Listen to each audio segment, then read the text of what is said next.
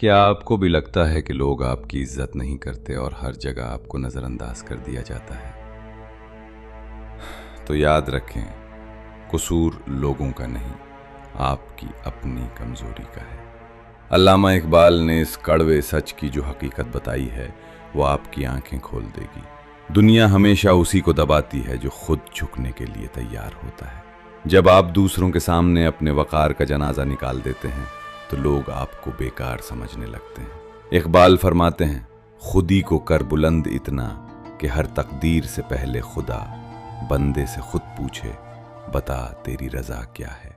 इसका मतलब जानते हैं क्या है? जब तक आपके अंदर गैरत, खुददारी और एक मजबूत शख्सियत नहीं होगी, ये दुनिया आपको कभी अहमियत नहीं देगी। इकबाल कहते हैं कि भिखारी बनना बंद करो, चाहे वो पैसे की भीख हो या किसी की तवज्जो और मोहब्बत की भीख। अपने अंदर इतनी ताकत और हुनर पैदा करो कि लोग आपको नज़रअंदाज करने की जुर्रत न कर सकें। जिस दिन आपने लोगों के पीछे भागना छोड़कर अपनी खुदी पर काम करना शुरू कर दिया, उसी दिन से लोग आपकी तलाश में निकलेंगे। अपनी कदर खुद करें ताकि दुनिया आपकी कदर करने पर मजबूर हो जाए।